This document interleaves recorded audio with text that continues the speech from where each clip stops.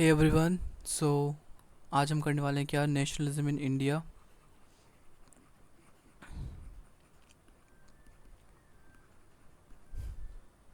Political science का है जो कि का है, जो कि first second semester, first second third fourth fifth six seventh जिसमें भी हो सब में है, सब में सेम ही रहता है। ठीक है, सिलेबस और कंटेंट वगैरह सब। So welcome back to YouTube channel of brain wise. So ये वन शॉट है, आप कह रहे थे भैया वन शॉट करा दो। वन शॉट में देखो हर चीज़ डिटेल में नहीं होगी, लेकिन आपको करना खुद से होगा। इग्नू से करना, सोल से करना, जिससे आपको करना वो करना। ठीक है, लेकिन मैं आपकी एक हेल्प कर दूँ जिससे कि आप वन शॉट में आप इसको प्रिपेयर कर सको। अगर आपने कुछ भी नहीं पढ़ा, एग्ज़ाम से पहले पढ़ रहे हो एक रात पहले, तो आप लिख सकते हो। 18 में से आपके 18 तो नहीं आने की, फिर भी अगर आपको आइडिया होगा तो 18 में से क्या पता आपके 20 आ जाएँ। बताओ। सब्सक्राइब कर लेना, जो सब्सक्राइब नहीं करेगा वो पेपर वाले दिन कुछ हो जाएगा उससे गलत, रिजल्ट वाले दिन भी। तो सब्सक्राइब कर लो, अच्छा रिजल्ट आएगा। ठीक है। इंट्रोडक्शन टू नेशनलिज्म,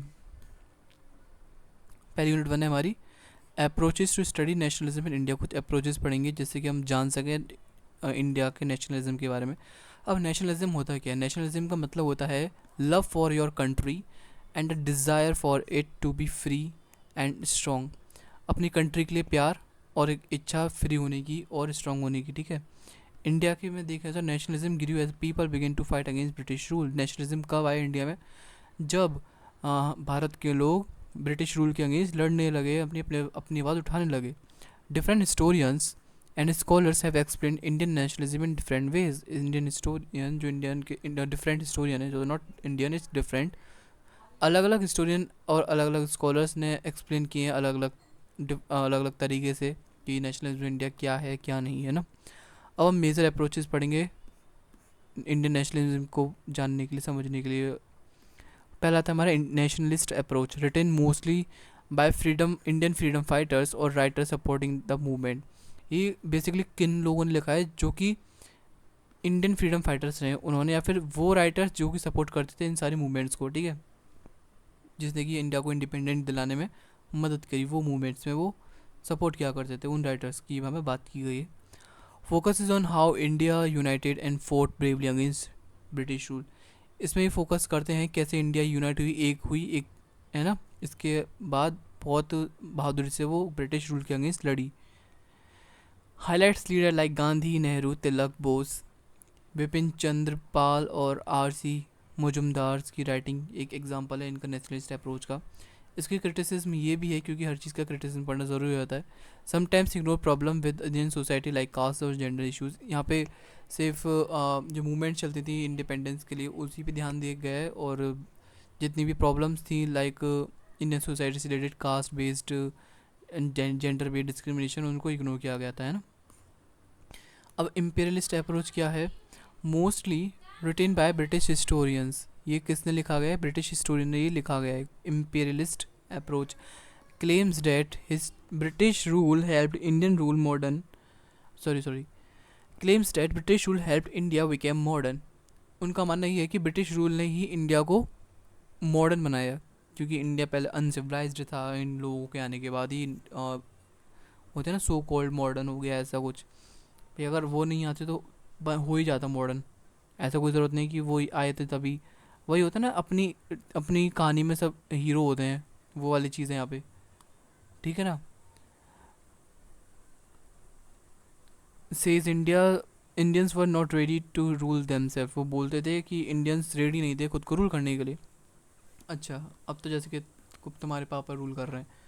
क्रिटिसिज्म इसकी ये है, justify colonialism and ignores the suffering caused by British rule. इन्होंने कॉलोनलिज्म को बोला अच्छा था, जस्टिफाई किया, और जो सफरिंग उनके ब्रिटिश रूल के द्वारा जो इंडियन पीपल को हुई, लोकल पीपल्स को हुई है, वो इन्होंने इग्नोर कर दी। अरे वाह, ये तो बहुत अच्छी बात कर दी इन्होंने, है ना। मार्क्सिस्ट अप्रोच क्या है? इकोनॉमिक एक्सप्लोइटेशन बाय ब्रिटिश, इस पर फोकस करती है, जो एक्सप्लोइटेशन वो करते थे। Says Indian nationalism was not just about freedom. बोलते थे कि इंडियन नेशनलिज्म सिर्फ फ्रीडम के लिए नहीं थी, बल्कि ये उस लड़ाई के लिए थी जो कि फेस कर रहे थे इंडिया, पॉवर्टी और इनइक्वालिटी से, है ना। Believe Indian leaders did not do enough to help peasants and workers. वो मानते हैं कि इंडियन लीडर्स ने ऐसा कुछ ज़्यादा नहीं कर दिया ठीक है, पीजेंट्स और वर्कर्स के लिए, जैसे कि इनकी थिंक करते हैं बिपिन चंद्र और डीडी कोसाम्बी।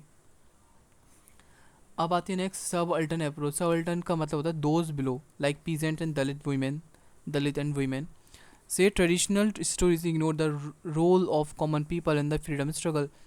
ये बोलते हैं जो ट्रेडिशनल हिस्ट्री है वो इग्नोर करती है जो लोकल पीपल का रोल रहा है। भाई लोकल पीपल ने भी तो रोल किया होगा ना, प्ले होता है नहीं कि सिर्फ जो गांधी, नेहरू, सुभाष चंद्र बोस और ये 3-4 लोगों ने पूरी इंडिपेंडेंस दिलाई है। जो लोकल पीपल हैं वो भी तो हेल्प, उन्होंने भी तो हेल्प करी होगी ना, है ना, समझ रहे हो। अब ऐसा तो नहीं है कि कॉलेज में जो बच्चे टॉप कर रहे हैं उनकी कोई मेहनत नहीं है, टीचर पे सारा क्रेडिट जा रहा है, इन्होंने पढ़ाया, या फिर प्रिंसिपल या फिर कॉलेज पे जा रहा है कि इसमें बच्चे हैं तो इन्होंने टॉप इसलिए करेंगे। ज़रूरी है, घंटा ज़रूरी है भाई। तुम एकदम ग्रास रूट लोग वालों देखो ना, जो मतलब कि जो लोकल पीपल, उनको क्यों नहीं देख रहे। Highlights how local revolt, tribal movements and rural protest were of nationalism. भाई गैस मेरे घर को भारी चला के बैठे हुए हैं, हद है यार। कुकर पे कुकर की सीटी मारे जा रहे, दिमाग ख़राब कर रहा है मेरा। अच्छा, इसके की थिंकर कौन थे? Ranajit Guha. Why this approaches matter, ये सारी अप्रोच क्यों मैटर करते हैं? They help us to understand different perspective of Indian history. ये हमें अलग अलग पर्सपेक्टिव देती है इंडियन हिस्ट्री के बारे में जानने के लिए। No single story can explain everything. कोई सिंगल स्टोरी नहीं बता सकती सब कुछ, क्योंकि हर एक की कहानी में अपन लोग, जैसे कि मेरी कहानी में मैं हीरो होऊंगा, आपकी कहानी में आप हीरो होगे, मैं विलन हो सकता हूँ। We need to combine them. क्या बोले, मैं विलन नहीं हो सकता क्योंकि मैं आपकी हेल्प कर रहा हूँ। अरे थैंक यू सो मच यार, कितने अच्छे बच्चे हो तुम तो मेरे। We need to combine them, हमें सारी मिलानी पड़ेगी जब हमें सब कुछ पता चलेगा। Help in creating a complete, अब एसी भी चलानी पड़ेगी, सब कुछ चला दो जितना रूम में। अच्छा, ये हेल्प करता है एक कंप्लीट और बैलेंस व्यू के जानने में नेशनल मूवमेंट के दौरान जो हुए होते हैं। कंक्लूजन इसका हम एंड में पढ़ेंगे। कंक्लूजन ध्यान रखना है, अगर आपने एंड इसका मिस कर दिया तो पूरी वीडियो मिस हो जाएगी, आपकी सारी वीडियो। ठीक है, सब्सक्राइब कर दो, दोबारा से कह रहा हूँ मैं। अच्छा लगेगा सब्सक्राइब करने के बाद मुझे, आपको पढ़ने के बाद अच्छा लगेगा। यूनिट 2 था हमारा reformism and anti reformism in 19th century. इसका बैकग्राउंड जाने, what was happening in 80s में, 1800s में क्या हो रहा था। India was under British rule, ये तो सबको पता है, ब्रिटिश रूल के अंडर में थी, है ना। सोशल प्रैक्टिसेस जैसे कि sati, child marriage, caste discrimination, lack of women's right were common. ये सारी चीज़ कॉमन थी। सती कॉमन हो गया, चाइल्ड मैरिज हो जाती थी, बालिका वधू में देखा होगा आपने, बालिका वधू है ना, बालिक क्या बोलते हैं, बाल विवाह, सॉरी बालिका वधू कह रहा हूँ। Caste discrimination, lack of women's right, ये सारे बहुत सारे कॉमन रहे। वेस्टर्न आइडियाज जैसे लिबर्टी, इक्वलिटी, रेशनलिटी, सारे इन्होंने इन्फ्लुएंस डाला इंडियन थिंकर्स के ऊपर। 2 रेस्पॉन्सेज इमर्ज, एक था रिफॉर्मिज्म, था and reformism. Reformism change bad tradition from within, वो चाहते थे। रिफॉर्मिज्म वो लोग थे जो रिफॉर्म चाहते थे बेसिकली। एंड रिफॉर्मिज्म वो लोग थे जो कि चेंज नहीं चाहते थे, वो चाहते थे जो बिलीव्स हैं वो ही हमारे प्रिजर्व रहे हैं, वो चेंज को रेसिस्ट करते थे। भाई नहीं, no change please, no change. What is reformism? Reformers believed Indian society needed change. इनका मानना ये है कि रिफॉर्मिज्म वाले रिफॉर्मर्स को मानना ये है इंडिया की सोसाइटी को चेंज होना ज़रूरी है, बहुत ज़्यादा नीडेड, ज़रूरत है। They use education, religion, modern thinking to reform society. इसने यूज़ करी एजुकेशन, रिलीजन और कुछ मॉडर्न थिंकिंग जिससे कि सोसाइटी में रिफॉर्म ला सकें। Most reforms was power peaceful and non violent. बहुत से पीस में बहुत अधिक से ज़्यादा रिफॉर्म्स हमारे पीसफुल थे और नॉन वायलेंट थे, है ना। इसके अलावा major reforms movement and reformers, Raja Ram Mohan Roy, Brahmo Samaj, 1828। देखो अलग अलग बुक्स में अलग अलग डेट्स लिखी रहती हैं, जहाँ से मैंने लिया है वहाँ पे ये वाली डेट है। सो मेक श्योर, अभी मेरी यहाँ मीटिंग में बात हुई, वो बोलती है कि भैया सोल की बुक में कुछ है, गूगल पे कुछ है, और जिस बुक से मैं पढ़ रही हूँ उसमें कुछ है, तो कुछ होता है, कहीं ना कुछ होएगा, है ना। तो कोई भी बुक लिखेगा वो खाली डेट तो नहीं डाल देगा, कुछ भी नहीं डाल देगा, वो कुछ भी डाल देते हैं। एनीवेज जो आपको ठीक लगे, आप एक बार अच्छे से रिसर्च करो डेट के बारे में, कब हुआ था उसको याद करो और मैच करो, अच्छी हो तो ठीक है। और जो ब्रह्मो समाज, जो राजा राम मोहन रॉय की, उन्होंने अपोज किया सती को, जो सती प्रैक्टिस हुआ करती थी, चाइल्ड मैरिज को अगेंस्ट गए, कास्ट डिस्क्रिमिनेशन के भी अगेंस्ट गए, ऐसा नहीं होना चाहिए। सपोर्टेड विडो रीमैरिज, जो विधवा हो जाती है उनकी शादी दोबारा होनी चाहिए, इनका मानना ये था। वुमेन को एजुकेशन मिलनी चाहिए। Monotheism, believe in the one God, एक गॉड की पूजा करनी चाहिए, नहीं कि 50,000 लोगों की गॉड्स की, sorry. Known as father of Indian renaissance, इनको फादर ऑफ इंडियन रेनेसेंस भी बोला जाता है। जैसे आपको बताना वन शॉट है, डिटेल एक्सप्लेनेशन नहीं है। Ishwar Chandra Vidyasagar fought for widow remarriage and female education, ये किसके लिए लड़े थे? विडो रीमैरिज के लिए और फीमेल एजुकेशन के लिए। Believe in combining Indian traditions with rational thinking. Arya Samaj, जो कि फाउंड किया था स्वामी ध्यानचंद सरस्वती 1875। सब्सक्राइब नहीं किया तो सब्सक्राइब कर लो, नहीं तो कुछ गड़बड़ होगी आपके एग्ज़ाम वाले दिन, भूल जाओगे आप जितना भी मेरे से पढ़ रहे हो। जिसने सब्सक्राइब किया है वो तो टॉप करेगा, आई होप। मेरी ब्लेसिंग आपके साथ, जो सब्सक्राइब करे वो टॉप करे। Believed in returning to the true Vedic religion, इनका मानना ये था कि ट्रू वैदिक रिलीजन पे हमें रिटर्न करना चाहिए। फॉट अगेंस्ट कास्ट सिस्टम, ये कास्ट सिस्टम के अगेंस्ट गए, चाइल्ड मैरिज के अगेंस्ट गए, आइडल वर्शिप, ठीक है। और ये प्रमोट करते हैं, सपोर्ट करते हैं education and women's upliftment, women's की भी होना चाहिए। एक आता है हमारा अलीगढ़ मूवमेंट। अलीगढ़ मूवमेंट, अलीगढ़ से कौन कौन है मेरे को ज़रूर बताना। अलीगढ़ में वो यूनिवर्सिटी नहीं, क्या है ये अली, हाँ ये देखो ये रहा, अलीगढ़ मुस्लिम university.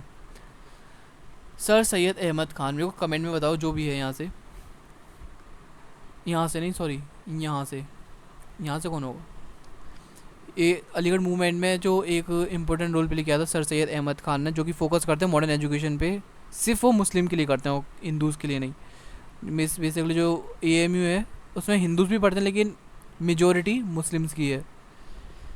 Believed in Hindu Muslim unity, इनका मानना ये था हिंदू मुस्लिम यूनिटी हो, लेकिन वो एजुकेशन चाह रहे सिर्फ मुस्लिम्स के लिए। मैं क्या ही बोलूँ, वर्ड्स ही नहीं है अब तो कुछ। एंड कॉपरेशन विद ब्रिटिश, वो ब्रिटिशर्स के साथ भी कॉपरेशन भी करना चाहते थे। अच्छा जी। अब what is anti reformism? Some sections of society oppose reform, कुछ सेक्शन थे सोसाइटी के, होते हैं ना चाची बुआ, कुछ लोग होते हैं भाई ये नहीं होना चाहिए, ये लड़की इसमें चली गई, उस लड़की वहाँ पे नहीं होना चाहिए था, आप अपने लड़के को भेज रहे हो तो मतलब बिगड़ जाएगा, ऐसे वाले होते हैं ना, सब ने ये चीज़ फेस करी होगी। They believe reform were influence by western culture against Indian traditions, उनका मानना ये था ये रिफॉर्म से ही वेस्टर्न कल्चर से इन्फ्लुएंस हैं, और हमें, और ये सारी चीज़ वेस्टर्न कल्चर के वेस्टर्न कल्चर से इन्फ्लुएंसड है, वो इंडियन ट्रेडिशंस के अगेंस्ट है, तो हम नहीं चाह रहे रिफॉर्म हो कुछ भी। They wanted to protect old customs and religious purity, वो चाहते थे कि प्रोटेक्ट करना चाहते थे ओल्ड कस्टम और रिलीजियस प्योरिटी। जैसे कि example, orthodox Hindu leader Raja Ram Mohan Roy and Vidyasagar opposed, ये जो ऑर्थोडॉक्स हिंदू लीडर थे वो अपोज करते थे राजा राम मोहन रॉय और विद्यासागर को। मुस्लिम कंजर्वेटिव्स अगर against sir Syed modern ideas. ओहो, धर्म सभा, जैसे कि लाइक सनातन धर्म सभा डिफेंडेड ट्रेडिशनल कस्टम लाइक सती, उन्होंने ट्रेडिशनल कस्टम को डिफेंड किया कि सती होना ही चाहिए, ठीक है। Why this debate was important, ये डिबेट क्यों इम्पोर्टेंट थी? Helped start social awakening in India, इसने इंडिया में एक सोशल अवेकनिंग में मदद की। एक सेकंड रुको, मदद करी। Created awareness about education, women's rights and caste problems, awareness किसके क्रिएट करी, किससे रिगार्डिंग? एजुकेशन के रिगार्डिंग, वुमेन्स एजुकेशन के रिगार्डिंग, कास्ट प्रॉब्लम्स। इवन तो there was resistance, reforms slowly brought changes. This period laid the foundation for the national movement in the 20th century. Conclusion and में दोबारा कह रहा हूँ किसको करके जाना है, कंक्लूजन एंड में मेरे साथ बने रहो और बहुत मज़ा आएगा कंक्लूजन करते टाइम। मज़ा आएगा, यूँ कहोगे कि भाई पहले कंक्लूजन नहीं देख लेते उसके बाद ही पढ़ते, ऐसा नहीं कंक्लूजन पे चले जाओ। अच्छा, nationalism, nationalist politics and expansion of its social base. Subscribe कर लो, 30 बार कह रहा हूँ मैं, सच हो जाएगा, नहीं तो मैंने 2 बार बोल दिया है, 3 बार नहीं बोलूँगा मैं, नहीं तो सच हो सकता कुछ भी। सब्सक्राइब कर लो, फीडबैक दो अपनी कमेंट में, और टेलीग्राम चैनल ज्वाइन कर लो अभी इसी वक्त। इंस्टाग्राम पेज फॉलो कर लो अभी इसी वक्त। भाई मैं ना पहले पोलाइटली बोलता हूँ, मैं पहले 2-3 वीडियो में पोलाइटली बोल रहा हूँ, लेकिन कोई सब्सक्राइब नहीं करता ना। 24% ऑफ पॉपुलेशन सब्सक्राइबर्स है मेरी, बाकी कोई नहीं सब्सक्राइब करता। क्या मैं यहाँ पे पागल हूँ तुम लोगों के लिए इतनी मदद कर रहा हूँ, आपके लोगों की इतनी हेल्प कर रहा हूँ। What does this unit cover, इस यूनिट में हम क्या पढ़ने वाले हैं। This unit cover how the national movement grew, कैसे नेशनल मूवमेंट ग्रू है, अलग अलग उनके फेसेस दिखाते हैं, डिफरेंस वेरियस ग्रुप जैसे कि middle class, peasants, workers, women join the freedom struggle, focus on की मूवमेंट्स जैसे कि कुछ लीडर्स, की लीडर्स और की आइडियाज़ का हम जानेंगे। अर्ली फेसेस ऑफ नेशनलिज्म जो कि मॉडरेट्स, टाइम पीरियड क्या है इसका 1885 से 1805 अप्रोक्सीमेटली 20 ईयर्स। मैथ वीक है थोड़ा सा, बताना 20 ईयर्स सही है नहीं है, सही है। 95 से 5 इज इक्वल्स टू 20 ईयर्स। ये किसने चलाई थी, INC that is Indian national Congress, formed in 1885। 1885 में जो कांग्रेस हुई थी उसने ये स्टार्ट करी थी। इसके लीडर थे दादा भाई नारावजी, गोपाल कृष्ण गोखले, MG रेनाडे, ये जाने जाते हैं मॉडरेट के नाम से भी। इनके बिलीव्स और इनके मेथड क्या थे, believe in loyalty to the British crown, इनका मानना था कि ब्रिटिश क्राउन के साथ लॉयल रहो, ठीक है। Demanded reforms through petitions, speeches and meetings, वो चाहते थे कुछ चीज़ जो रिफॉर्म्स हो वो पिटिशन के थ्रू हो, स्पीचेस के थ्रू हो, मीटिंग्स के थ्रू हो, ठीक है। ये फोकस करते थे एजुकेशन पे, सिविल राइट्स पे, जॉब्स फॉर इंडियंस के लिए। Limitations, slow method did not inspire the masses, जो स्लो मेथड था वो इंस्पायर को मास नहीं कर, सॉरी मास को इंस्पायर नहीं कर पाया। सो सॉरी एक्चुअली बहुत प्रेशर है मेरे सिर पे कि मुझे सब कुछ कवर कराना है टाइमली। आज 5 मई हो गई है, समझ में नहीं आ रहा कैसे कंप्लीट हो पाएगा। Criticise for being at only upper class participation, ये सिर्फ क्रिटिसाइज करते हैं फॉर बीइंग एलिट्स, ठीक। राइज ऑफ एक्सट्रीमिस्ट्स और रेडिकल्स, टाइम पीरियड क्या रहा है इसका 1905 से 1909। लीडर्स इसके रहे हैं बाल गंगाधर तिलक, बिपिन चंद्र पाल, लाला लाजपत राय, लाल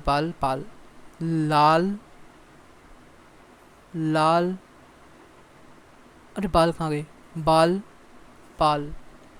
angry with British policies like partition of Bengal in 1905, ये बहुत गुस्सा रहा करते थे इनके ब्रिटिश पॉलिसी से। बेसिकली इनके बिलीव और इनका मेथड क्या था, believe in self rule, swaraj पे बहुत भरोसा रखते थे। उन्होंने बॉयकॉट स्टार्ट कर दिया, स्वदेशी मूवमेंट, स्वदेशी यूज़ करने स्टार्ट हो गया ना। नेशनल एजुकेशन इन्होंने यूज़ किया, प्रोटेस्ट यूज़ करे उन्होंने। Wanted direct action instead of petition, direct action किया ना कि पिटिशंस पे गए। Gandhi and mass mobilisation, time period इसका रहा है 1990 से 1942। Gandhi became the leader in 1919 ओ भाई गॉड कितना 19 हो गया, 1919 broad peasants, workers and women's into national movements led by Gandhi ने कौन कौन सी मूवमेंट चलाई, ठीक है। वो कुछ वर्ड्स हैं वो लेट आते हैं ज़ुबान पे, दिमाग में तो होते हैं लेकिन ज़ुबान पे नहीं आ पाते, पता नहीं क्यों टाइम से। National corporation movement 1920 to 1922, boycott of schools, colleges, foreign goods, courts. Gandhi ने कॉपरेट करने से मना करवा दिया 1920 से 22 में, भाई कोई भी ये कॉपरेट नहीं करेगा जो ब्रिटिश पॉलिसीज़ को, ब्रिटिश गुड्स को, British colleges, British schools, British courts, किसी को कॉपरेट नहीं करना, उनको बॉयकॉट करो। और ये ख़त्म हो गया जब चौरी चौरा का इंसिडेंट हुआ, उसके बाद ही ख़त्म हो गया था। सिविल डिसोबीडियंस मूवमेंट 1930 to 1934, 4 साल चला, ये 2 साल चला। Started with Dandi March, salt Satyagraha. Dandi March basically सबको पता है सॉल्ट सत्याग्रह की कोई बोला करते हैं। मास प्रोटेस्ट में बहुत से लोग आए प्रोटेस्ट के लिए। ब्रेकिंग कॉलोनियल रूल्स में कि कॉलोनियल रूल को ब्रेक करा जो कि ब्रिटिशर्स के रूल थे ना। क्विट इंडिया मूवमेंट 1942, डू और डाई स्लोगन, करो या फिर मरो, सब्सक्राइब करो नहीं तो फिर मरो, ये वाला होगा आपके एग्ज़ाम वाले दिन। अब मैं ही बोलूँगा डू और डाई, समझ जाना, डू और डाई यानी सब्सक्राइब करो नहीं तो फिर most intense and wide scale movement, ये बहुत इंटेंस रहा था, बहुत ज़्यादा फैला हुआ था, वाइड स्केल मूवमेंट थी ये, ब्रूटली सप्रेस बाय ब्रिटिशर्स, और ये गंदी तरीके से ब्रिटिशर्स ने सप्रेस करने की कोशिश भी की। Revolutionaries, socialists and communists. Revolutionaries used arm struggle against the British, इन्होंने आर्म स्ट्रगल यूज़ करी थी, जैसे कि लीडर भगत सिंह, चंद्रशेखर आज़ाद एंड सूर्य सेन।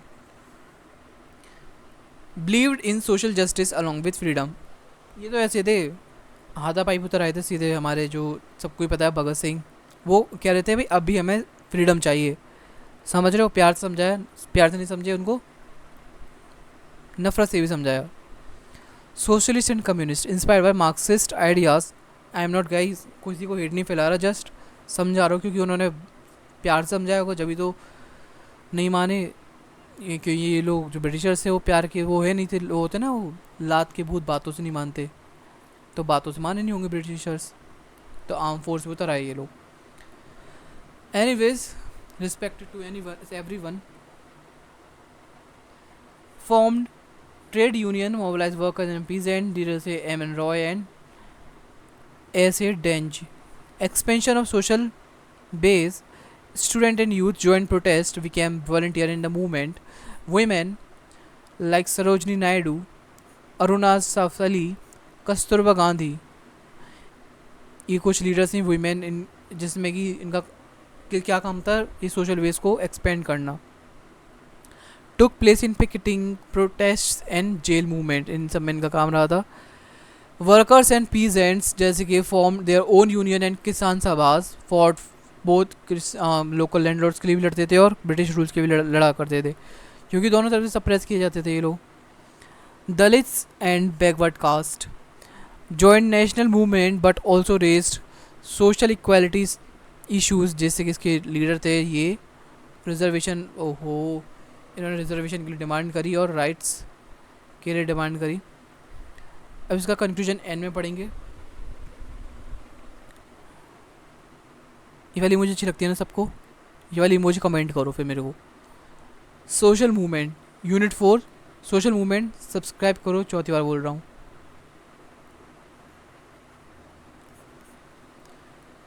प्यार से बोल रहा हूँ, अभी प्यार से कर दीजिए। अब ये बोलना प्यार से डर नहीं लगता साहब, थप्पड़ से लगता है। सॉरी गलत बोल दिया, सॉरी, थप्पड़ से डर नहीं लगता सर साहब, प्यार से लगता है। अच्छा कोई बात नहीं, जो मैंने बोला फ्रेश हो गया होगा आपका दिमाग। आ जाओ यूनिट 4 पे, इनका इंट्रोडक्शन देखेंगे। Indian national movement was not just led by political leaders, it was also shaped by social movements. These movements involved peasants, workers, tribal women and Dalits who raised their voices for freedom and social justice. They did not always follow the mainstream Congress line. Some were independent and radical. कुछ हमेशा ये मतलब कि कांग्रेस की line को ही नहीं follow करते थे, कभी कभी वो अपने आप को इंडिपेंडेंट और रेडिकल की तरीके से भी वो अपने आप को प्रेजेंट किया करते थे। पीजेंट मूवमेंट जैसे कि बताएंगे भी यहाँ पे है। वाई पीजेंट प्रोटेस्ट, क्यों हुआ था प्रोटेस्ट पीजेंट्स के थ्रू? क्योंकि भाई हैवी टैक्स, अगर कोई आप पे अगर देखो होता है ना, कॉलेज के बच्चे प्रोटेस्ट करते हैं क्योंकि उन पे बहुत ज़्यादा फीस डालते हैं, क्योंकि गवर्नमेंट कॉलेज होने के बाद भी अगर फिर भी इतनी सारी 30,000 फीस जा रही है, तो आपको क्या लगता है बच्चा बेटर है गवर्नमेंट या फिर प्राइवेट है? इससे तो प्राइवेट में चले जाएंगे, 40,000 देंगे, 10,000 एक्स्ट्रा दे देंगे। Exploitation bye landlords, zamindars and money lenders. Exploitation हो रहा था, लैंडलॉर्ड्स उनका कर रहे थे एक्सप्लॉयटेशन, उनका शोषण कर रहे थे, एक्स्ट्रा काम करवा रहे थे, बेकार ऐसे वाला। ब्रिटिश पॉलिसीज़ हट करता था एग्रीकल्चर को, पीजेंट को अमीर तो नहीं बना सकता लेकिन गरीब जरूर बना दिया जाता था। कुछ इंपॉर्टेंट पीजेंट्स रिवॉल्ट जैसे इंडिगो रिवॉल्ट इन 1852-1816 जो कि बंगाल में हुई थी। फोर्स कल्टीवेशन ऑफ इंडिगो, जिसमें कि फोर्सफुली इंडिगो कल्टीवेशन करवाई थी। पीजेंट्स ने मना किया और प्रोटेस्ट किया, supported by journalist and intellectual, और सपोर्ट किया इनको जर्नलिस्ट और इंटेलेक्चुअल्स ने। चंपारण सत्याग्रह 1917 बिहार, इसको बिहार पढ़ते हैं फिर बिहार पढ़ते हैं, ये गांधी जी ने इसको लेट किया यानी चलाया। Against force Indigo farming by British planters, किसान सभा movement 1930s to 1940s। Guys मैं ना सारी चीज़ बोलता हूँ सिर्फ एक आप लोगों के माइंड फ्रेश कराने के लिए बोलता हूँ, ना कि किसी को नीचा दिखाने के लिए। ऐसा कुछ भी मेरा पर्पज़ नहीं है। जब आपको जैसे कि मैंने आपको आप देख सकते हो मेरे डिस्क्रिप्शन में जाकर क्या लिखा हुआ है पूरा चीज़। यहाँ पे आपको इंटरटेनमेंट के साथ पढ़ाई करने को लिए मिलेगी, ठीक है। क्योंकि कुछ होते हैं बहुत ज़्यादा पढ़ाई वाले जो कि बहुत ज़्यादा बोरिंग आती है, फिर आप करोगे हाँ वाह वाह वाह नींद आ गई। तो वैसा मैं नहीं चाहता कि नींद आए। स्टार्टेड इन यूपी बिहार, ये किसान सभा मूवमेंट है वो यूपी और बिहार में स्टार्ट हुई। Demanded lower caste, better wages and land reforms. Telangana rebellion arm, जिसको 1946 टू 1951 रही। Armed rebellion by peasants against feudal landlords supported by communists. Tribal movement भी चली कुछ हमारी, जैसे कि वाइट ट्राइबल रिवोल्ट क्यों कर रहे थे, क्योंकि ब्रिटिश ने इनसे फॉरेस्ट राइट ले लिए थे, ठीक है। ट्राइबल लैंड्स वर ग्रैब्ड बाय आउटसाइडर, जो ट्राइबल की जो खुद की ज़मीन थी वो आउटसाइडर्स ने ले ली, ठीक है। Harsh taxes and forced labour, begar, बहुत टैक्सेस थे और उनको ज़बरदस्ती काम किया करवाया जाता था उनसे। इम्पोर्टेंट ट्राइबल अपराइजिंग्स, यानी जो कौन सी लिखना है आपको यहाँ पे, सिर्फ ऐसा नहीं है कि बैठा है सिर्फ ऐसी कॉपी खोल के लिखो कॉपी में, और तुम भी लिखो। लिखा है मतलब लिखा, मैं लड़के के लिए बोल रहा हूँ, लड़की के लिए लिखो तुम भी। अच्छा, ये जो संथाल रिबेलियन है 1855 टू 56 चली थी, जो कि झारखंड रीजन में चली, against British rule and zamindars. Birsa Munda uprising जो कि महाराष्ट्र में चली, फिर छोटा नागपुर रीजन में चली, ठीक है। Fort for tribal rights and against Christian missionaries. इसके अलावा रंपा रिबेलियन, नॉट चंपा इट्स रंपा, आंध्र प्रदेश में चला, जो कि अलूरी सीतारामन राजू ने इसको चलाया। इंस्पायर गांधी से इंस्पायर थे, 1922 और 1924 की बात है। Believe in arm resistance, but ये ना गांधी से भी इंस्पायर थे और वो अपना कहते थे, मतलब कि गांधी से इंस्पायर थे और ये चाहते थे आर्म रेजिस्टेंस रहे, मतलब कि आर्म का यूज़ ना करना पड़े या यूज़ करना पड़े। वर्कर्स मूवमेंट, वर्कर्स ने क्यों प्रोटेस्ट किया, क्योंकि लो वेज थी, काम ज़्यादा करवाते थे, पैसे कम देते थे, वर्किंग कंडीशन बहुत बुरी थी, नो जॉब सिक्योरिटी, पता नहीं कब हटा दें, जब मूड हो जाए हटा दें। की worker movement, Bombay textile strike 1980s and उसके बाद वर्कर्स डिमांडेड बेटर पे and conditions. Formation of trade union AITUC, all Indian trade union Congress, जो कि फॉर्म हुई थी 1920 में। उसके लीडर थे Lala Lajpat Rai, NM Joshi. Role of communists, mobilize workers in cities and factories, spread class consciousness and socialist ideas। कुछ women's movement की, women ने क्यों मूवमेंट करनी है भाई, क्यों तराई वीमेंस पे, क्योंकि जेंडर इक्वालिटी थी, उनको एजुकेशन नहीं मिल पाती, इसलिए वो इलिटरेसी फेस कर रही थी, उनके पास कोई भी पॉलिटिकल राइट नहीं था, इसलिए वो उतर आई प्रोटेस्ट पे। सोशल इश्यूज जैसे कि चाइल्ड मैरिज, पर्दा सिस्टम चलता था, ठीक है, विडो ऑपरेशन, इन सब से भी बहुत तंग आ गई थी। वुमेन इन नेशनलिस्ट मूवमेंट, जैसे कि नॉन कॉपरेशन मूवमेंट में उन्होंने पार्ट लिया। सिविल डिसोबीडियंट की क्विट कहते हैं ना बार, क्विट इंडिया मूवमेंट में भी इनका देखा गया mass participation by women. Took roles as protester leaders and prisoners. Key women leaders थी सरोजनी नायडू, जो कि led salt march in Gandhi's absence. Aruna Asaf Ali quit India movement ने लेड करी फ्रॉम अंडरग्राउंड, अलग नीचे से एकदम सीक्रेटली। कस्तूरबा बाई, उषा मेहता, कल्पना दत्त या फिर Dutta. Anti caste and Dalit movement, social discrimination, untouchability, denial of education and jobs, इसकी वजह से इनको भी प्रोटेस्ट करने पे उतरे ये लोग भी। वांटेड इक्वालिटी, इनको इक्वलिटी चाहिए थी, रिस्पेक्ट चाहिए थी प्रॉपर। ज्योतिबा फूले थी, जो कि क्या थी है कि दलित लीडर्स और मूवमेंट्स इनकी द्वारा चलाई गई। सत्यशोधक समाज, अपोज ब्राह्मण अब डोमिनेशन, इनका एक अलग ही चल रहा था, मतलब इनका मतलब ये था कि उनको ब्राह्मण से ही पीछे छुड़ाना था, उनको अंग्रेजों से नहीं, उनको ब्राह्मण से पीछे छुड़ाना था। फोर्ट फॉर वुमेन्स के लिए लड़ते थे, शूद्र के लिए, शूद्र की एजुकेशन के लिए भी लड़े। बी आर अम्बेडकर ने कैंपेन्स चलाए, जैसे कि टेम्पल में एंट्री मिलनी चाहिए, reservations and legal rights. Critic of Congress for ignoring Dalit issues, इन्होंने निंदा करी भाई कांग्रेस इग्नोर कर रही दलित के इश्यूज़ को, इसलिए खुद पहुंच गए वहाँ पे। Launched Dalit political parties and movement. अच्छा, वाई सोशल मूवमेंट मैटर, क्यों मैटर करते हैं? They made nationalism broader more inclusive, gave voices to common people,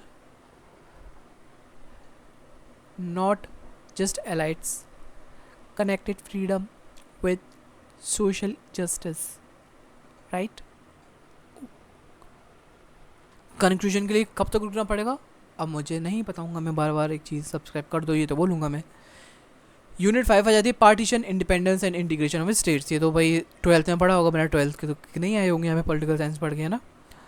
तो इसको मैं सिर्फ ऊपर से बताऊंगा, बहुत ईजी है, बहुत ईजी है, बहुत इंटरेस्टिंग है ये वाली यूनिट, पता है पूरे इसमें नेशनलिज्म इंडिया वाले में। The unit covers the final phase of the nationalist movement when the India got freedom from British rule in 1947। हम यहाँ पे पढ़ेंगे painful partition of India, integrating princely state, जैसे कैसे इंडिया में ये इंटीग्रेट हुए, वाई पार्टीशंस हैपन, पार्टीशंस क्यों हुआ, ग्रोइंग हिंदू मुस्लिम डिवाइड, क्योंकि हिंदू मुस्लिम हो रहा था और डिवीजन चलते चले जा रहा था। ब्रिटिश की कुछ ऐसी पॉलिसीज थी जो कि इस डिवीजन को इंकरेज कर रही थी, divide and rule. Formation of Muslim league 1906 में, डिमांडिंग मुस्लिम इंटरेस्ट, जो कि चाहते थे मुस्लिम के इंटरेस्ट को हम देखेंगे Muslim League. After 1937 election Congress League relations worsen, Congress League relation बहुत ख़राब हो गए 1937 के इलेक्शन के बाद। ओहो, डिमांड फॉर पाकिस्तान। 1940 में लाहौर रिजोल्यूशन में बताया गया कि मुस्लिम लीग चाहती है एक सेपरेट नेशन फॉर मुस्लिम्स। अच्छा जी, सबको ले जाते हैं। लेड बाय मोहम्मद अली जिन्ना, जो कि मोहम्मद अली जिन्ना ने, इसको पता है कुछ लोग क्या बोलते हैं, पता ही होगा आपको, पिगमैन बोलते हैं।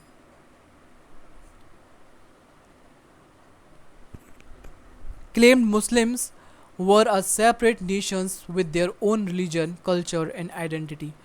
Failures of talk. Cripps missions जो कि 1942 में हुआ था, कैबिनेट मिशन 1946 में, fail to keep India unite, ये एकदम अनसक्सेसफुल हो गए, इंडिया को यूनाइट नहीं कर पा पाए। कम्युनल वायलेंस इंक्रीज, जो कम्युनल वायलेंस था वो बढ़ता चला गया। Partition of India 1947। की events, Mountbatten plan June 1947, agreed to divide India, ये मान गए इंडिया को डिवाइड करने के लिए। Indian independence act 1947 July, India and Pakistan became two separate nations on 15 August 1947। Consequences of partition, violence and riots, दंगे फसाद की क्या था वो, कॉन्सिक्वेंसेस का ये रहा। 10-15 लाख पीपल मारे गए इस कम्युनल राइट में, यानी दंगों में, है ना। गाइज इट्स, बहुत लोग इसको रोटी पढ़ते हैं, इट्स नॉट रोटी, रोटी की स्पेलिंग ये होती है, इट्स रियट या फिर रायट, रोटी नहीं है, इसको कुछ भी पढ़ लो लेकिन रोटी मत पढ़ना। एक्चुअली क्यों बता रहे हो कि मेरा दोस्त था उसको रोटी पढ़ता था, मैंने सुना रोटी anyways. Mass migrations, over 1 crore people crossed border, लगभग 1 करोड़ लोगों ने क्रॉस करे बॉर्डर। जो हिंदूज थे वो इंडिया में आ रहे थे, जो मुस्लिम थे पाकिस्तान में जा रहे थे, और कुछ ऐसे रहे जो कि पाकिस्तान में रहे, कुछ ऐसे हिंदूज थे पाकिस्तान में रहे, कुछ ऐसे मुस्लिम थे जो कि इंडिया में रहे। Loss of homes and lifes, people lost everything, लोगों ने सब कुछ खो दिया, अपनी प्रॉपर्टी, फैमिली और आइडेंटिटी भी। जो हिंदू थे वो मुस्लिम बन गए, जो मुस्लिम थे हिंदू बन गए। अब रोल क्या थे लीडर्स के इन पार्टीशन में? महात्मा गांधी का था क्या रोल और पोजीशन क्या थी? Mahatma Gandhi oppose partition, call it a defeat of unity, ये बोलते थे कि ये पार्टीशन के अपोज एकदम, और वो कहते थे ये हमारी एकता की हार हुई। जवाहरलाल नेहरू ने पार्टीशन को एक्सेप्ट किया एज ओनली प्रैक्टिकल सॉल्यूशन। जिन्ना ने एडवोकेट किया पाकिस्तान के लिए, मेन एडवोकेट फॉर पाकिस्तान, इसको तो काट ही देते। Sardar Patel focus on post partition and challenge like unity. जो सरदार पटेल थे बहुत प्रैक्टिकल इंसान थे। वो इंडिया के पार्टीशन के बाद इंडिया में कौन कौन आना है, किस किस को पाकिस्तान के साथ रहना है, किस स्टेट को पाकिस्तान के साथ, किस प्रिंसिपल स्टेट को इंडिया के साथ रहना है, और मोस्टली इनका काम ये था कि इंडिया के साथ ही सबको मर्ज करवाना, इंटीग्रेट करवाना है ना। इंडिपेंडेंस और उनकी चैलेंज कुछ, इंडिया गॉट इंडिपेंडेंस, इंडिया को आज़ादी मिली 15 अगस्त 1947। Nehru gave famous speech at tryst of destiny, 12th वाला फर्स्ट पेज पॉलिटिकल साइंस का याद हो दो। Big challenges, unity in diversity. India had many religion, languages and caste. एक सबसे बड़ा चैलेंज ये था कि भाई इतनी सारी डाइवर्सिटी में यूनिटी होगी भी नहीं होगी, ये बहुत बड़ा चैलेंज रहा। Integration of princely state. At the time of independence, India has around 565 princely states. British gave them the options to join Pakistan or India और पाकिस्तान, और रिमेन इंडिपेंडेंट, या फिर खुद को इंडिपेंडेंट डिक्लेयर कर दो। तो सरदार पटेल थे, सरदार वल्लभ भाई पटेल, उनका एक बहुत इंपॉर्टेंट रोल प्ले, मतलब उन्होंने बहुत इंपॉर्टेंट रोल प्ले किया था इसमें इंटीग्रेशन में। इनको आयरन मैन ऑफ इंडिया बोला जाता है। As a home minister he led the integration of princely states, use diplomacy, persuasions. भाई छींक आ रही थी, वीडियो भी पॉज नहीं हुई, छींक भी चली गई, शिट। अच्छा, ये जो होम मिनिस्टर है हमारे सरदार वल्लभ भाई पटेल, उन्होंने बहुत इंपॉर्टेंट रोल प्ले किया इंटीग्रेशन करवाने में प्रिंसली स्टेट्स को। डिप्लोमेसी यूज़ करी, प्यार समझाया, धमका के समझाया और फोर्सफुली भी समझाया। Helped make India unified country, जिसने इंडिया को यूनिफाइड कंट्री बना दिया। वीपी मेनन पेडल सेक्रेटरी की प्लानर इन द प्रोसेस। जो वीपी मेनन थे इनको भी नहीं भूल सकते क्योंकि ये भी एक की प्लानर थे इस प्रोसेस के। Difficult cases end of integration, Hyderabad का निज़ाम वांटेड, वो निज़ाम चाहता है कि इंडिपेंडेंस लेना है हमें। Violent repression by Nizam's army, Razakar जिन्हें बोला करते हैं। ऑपरेशन फिलो 1948 में इंडियन आर्मी ने हैदराबाद को अपने कंट्रोल में ले लिया, प्यार से नहीं माने। जूनागढ़, मुस्लिम रूलर, हिंदू मेजोरिटी पॉपुलेशन। इसका मुस्लिम रूलर था और इसकी मेजॉरिटी पॉपुलेशन कौन थी, हिंदू थी, है ना। नवाब जॉइन पाकिस्तान, पीपल रिवोल्टेड। इन्होंने भाई जूनागढ़ मरा जा रहा था पाकिस्तान में घुसने के लिए, पाकिस्तान का होने के लिए मरा ही जा रहा था, तो पीपल ने रिवोल्ट कर दिया। अभी बताऊँ, India next Junagadh after public vote. तो फिर पब्लिक का वोट हुआ, क्योंकि पब्लिक हिंदू मेजोरिटी थी तो पब्लिक इंडिया के साथ जुड़ गई, जूनागढ़ की। कश्मीर, महाराजा हरी सिंह डिलेड डिसीजन। अभी महाराजा हरी सिंह थे, वो तो कहते थे नहीं हमें इंडिपेंडेंट रहना है, हमें नहीं पाकिस्तान के साथ जाना है, ना ही हमें इंडिया के साथ जाना है, वो हम इंडिपेंडेंट रहेंगे। लेकिन पाकिस्तान ऐसे शांत बैठने वालों से है नहीं है, उसकी खुजली रहती थोड़ी है ना। कहाँ पे खुजली आपको पता है, मिर्च कहाँ पे आपको पता है, ठीक है। और उसने क्या किया, कश्मीर पे एक अटैक करवा दिया, जिसमें कि महाराजा हरी सिंह को मजबूरन डेफिनेटली मजबूरन हेल्प लेनी पड़ी इंडिया से, ठीक है। इन्होंने फिर साइन करा इंडिया के साथ instrument of accession to join India in October 1947। First India Pakistan war began over Kashmir. पहला इंडिया पाकिस्तान वॉर भी चल गया कश्मीर को लेके। Final thought, the journey from colonial rule to independent, colonial rule से और इंडिपेंडेंस तक का journey was filled with struggle. बिल्कुल स्ट्रगल से भरा हुआ है, ऐसा तो नहीं एकदम आराम से अंग्रेजी चाहे खाना पीना खाया और चले गए, ऐसा तो नहीं था कुछ। Partition was both triumph and a tragedy, जीत भी थी और एक ट्रेजेडी भी थी एक। फ्रीडम केम विद लॉस, आज़ादी तो मिली लेकिन साथ ही साथ बहुत नुकसान भी झेलना पड़ा। With the successful integration of princely state laid the foundation of the modern India. Successful integration of princely state का, जो कि आज हमें मॉडर्न इंडिया के पता चलता है मॉडर्न इंडिया क्या था। अब देखो, जो मैं कह रहा था बहुत देर से, हमने अभी तक क्या पढ़ लिया, अब वो देखेंगे। यूनिट 1 में क्या पढ़ा था हमने, अप्रोचेस पढ़े थे। नेशनलिस्ट अप्रोच देखा था, जिसमें कि फोकस एरिया क्या था, पैट्रियटिज्म, लीडर्स के ऊपर। की feature glorify freedom, struggle and unity. Imperialist, British reforms कोई फोकस करते थे सिर्फ जस्टिफाई कॉलोनियल रूल भी वो बोलते थे कि कॉलोनियल बहुत अच्छा था, बहुत अच्छा था, बहुत अच्छा था, बहुत अच्छा था, माँ मुझे बहुत अच्छा था ये। Marxist class struggle economy highlights exploitation and economic justice. Subaltern common people पे ज़्यादा फोकस करता है, focus in the role of marginalise community. इसके अलावा यूनिट 2 किस पे फोकस करती है, मतलब कैटेगरी रिफॉर्मिज्म एंड एंटी रिफॉर्मिज्म के बारे में पता हमने पढ़ा था। बिलीव सोशल नीड्स चेंज, वो चाहते थे चेंज ना चाहना, ये चाहते थे नहीं हमें प्रिजर्व रखना है ओल्ड ट्रेडिशंस को। सपोर्टर थे इनके राम मोहन रॉय, विद्यासागर, दयानंद, ठीक है। इसके थे ऑर्थोडॉक्स हिंदू एंड मुस्लिम्स, इसके वो की लीडर्स थे। फोकस देखें तो वुमेंस राइट एजुकेशन पे, सोशल इक्वलिटी पे फोकस करते थे। रिफॉर्मिज्म वाले, रिफॉर्म चाहने वाले, और वो चाहते थे कि नहीं हमें वेस्टर्न आइडिया से दूर रहना है। इम्पैक्ट क्या रहा, सोशल प्रोग्रेस हुई एजुकेशन में, अवेयरनेस में, और slow down reforms but keep traditional alives. Reforms हुए लेकिन थोड़े बहुत ट्रेडिशनल भी जिंदा रखा हो जिस चीज़ को, है ना। मॉडरेट फेज 1905 तक चला, 1885 से। एक्सट्रीमिस्ट फेज 1905 से 1909, जिसमें कि हम देखते हैं petition speeches loyal to British इनके की फीचर थे। इसके की लीडर से गोखले और दादा भाई नौरोजी। एक्सट्रीमिस्ट फेज स्वदेशी बॉयकॉट, सेल्फ रूल, तिलक, बिपिन लाल वालपाल बेसिकली इसके की लीडर्स थे। गांधी का फेस आया 1919 से 1942, ठीक है। इनका मास मूवमेंट में की रोल रहा, की फीचर गया रहा था satyagraha, non violence, Gandhi, Nehru and Patel, ये मेन लीडर थे। Arm struggle, socialism, Bhagat Singh और ये सब चाहते थे नहीं, अब तो भाई समझ रहे हो, इम्पोर्टेंट के वो थे लीडर्स।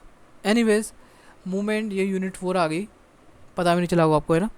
मूवमेंट टाइप पीजेंट्स की कुछ ये सब क्यों थे, क्योंकि लैंड टैक्स बढ़ रहा था, लैंड उनसे छीना जा रहा था, टैक्स बढ़ रहे थे, लैंड लॉर्ड एक्सप्लोटेशन बहुत ज़्यादा, चंपारण कहाँ पे होता है लीडर्स ऑफ मूवमेंट, है ना।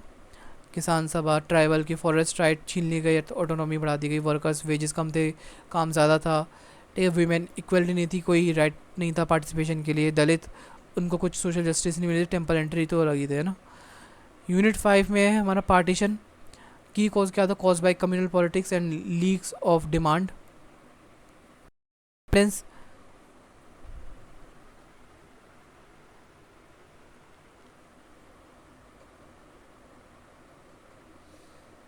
14 अगस्त 1947 में इंडिपेंडेंस मिली, मैनी चैलेंजेस अहेड।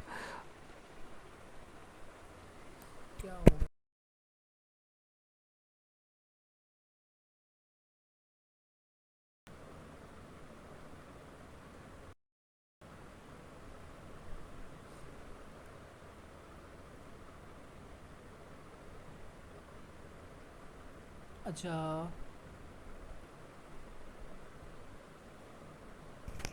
इसके बाद प्रिंसली स्टेट और कुछ इंडिपेंडेंस देख लेना यहाँ से। प्रिंसली स्टेट 565 प्रिंसली स्टेट थे जो कि चाहते थे, जिनको ज़रूरत थी यूनिफाई होने के लिए, है ना। सरदार पटेल का रोल और प्रोब्लमेटिक स्टेट, यहाँ से देखना कुछ समझ में आए तो कुछ, ठीक है। वैसे वही चीज़ है, यहाँ से कुछ हेल्प मिले तो प्लीज़ यहाँ से ज़रूर हेल्प लीजिएगा समझने के लिए। बुलेट पॉइंट्स, आप लोग कहते हो भाई आपकी एक चीज़ अच्छी लगती है, आप बुलेट पॉइंट्स देते हो हमको, और वही ज़रूरी होती है स्टूडेंट के लिए, और कुछ नहीं ज़रूरी होता। क्योंकि है ना बहुत से बच्चे, क्योंकि मैं बिलीव रखता हूँ 50 पेज से ज़्यादा अगर हम 5 पेज बुलेट पॉइंट्स देख लेना इंपॉर्टेंट पॉइंट्स, क्योंकि 50 में से 50 पेज में से 50 पेज इंपॉर्टेंट नहीं होते, कुछ में बहुत ज़्यादा फालतू की चीज़ होती है जो कि कोई काम की नहीं होती है। तो हाँ, सब्सक्राइब कर दो, सब्सक्राइब नहीं किया हो तो समझ जाओ क्या होगा, सब्सक्राइब कर जाओगे तो मेरी ब्लेसिंग आपके साथ। टेलीग्राम ज्वाइन कर लो, इंस्टाग्राम पेज फॉलो कर लो, फीडबैक देना, लाइक डिसलाइक जो आपकी मर्ज़ी वो करना।